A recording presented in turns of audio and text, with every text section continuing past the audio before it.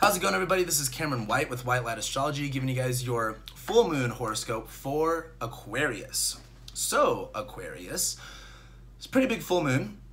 The only reason why is this full moon is in Taurus. It's happening exactly on Wednesday, October 24th at about noon.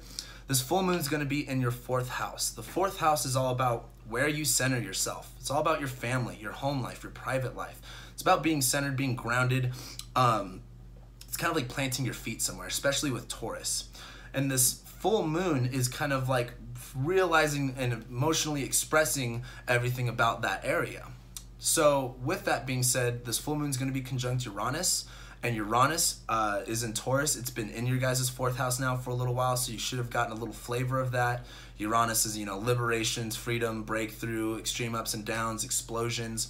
And with Uranus in your fourth house, it's kind of like you're really having to get out of your comfort zone and kind of like be able to unground yourself and kind of like jump out and spring out from where you're kind of establishing yourself at. Uranus in your fourth house is, where you look for grounded and security, stability. Uranus is like you're not going to be comfortable. You got to get out of your comfort zone. You've got to be willing to do something else. So with this full moon being highlighted with Uranus in your fourth house, this is kind of realizing, where do you need to get out of your comfort zone? Where do you need to learn how to center and ground yourself on ungrounded territory, on things that aren't so grounded?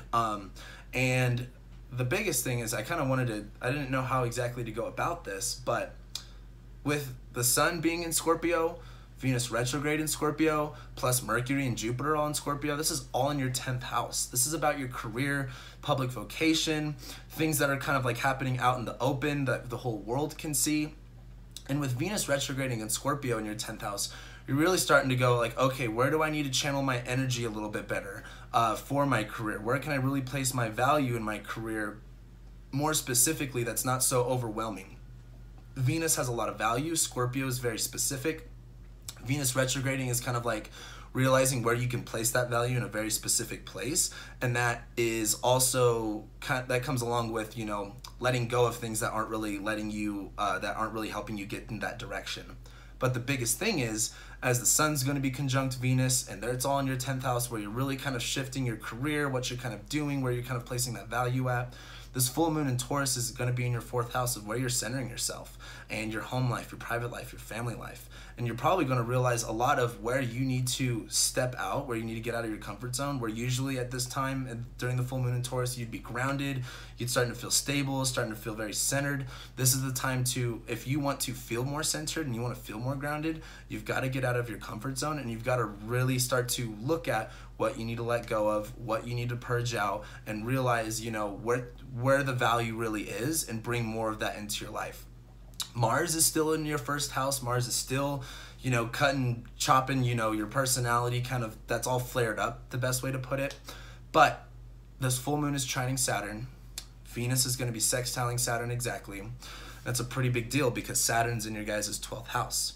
The 12th house is repressed parts of yourself, unacknowledged parts of yourself, has a lot to do with dreams, has a lot to do with, enemies.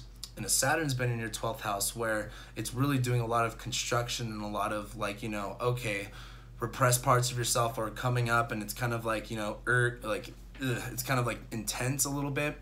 This full moon trining Saturn is kind of like, hey, you're going to be bringing up stuff that you might have repressed, that you didn't acknowledge. But this full moon is kind of like, hey, if you want to have these healthy habits, if you want to have this healthy subconscious belief that you want to, kind of pursue your life with, you've really got to be willing to change where you center yourself on, especially in terms of your career, especially in terms of your public image and what you're kind of doing. You got to be willing to get out of your comfort zone and change and be very specific about what it is that you want to create and where it is that you want to go, in order to establish more of that healthy mindset and really start to get, that Saturn and Capricorn stuff going. So that's what I got for you guys. Thank you guys so much for watching, liking, commenting, subscribing, and I'll be seeing you for your November horoscope.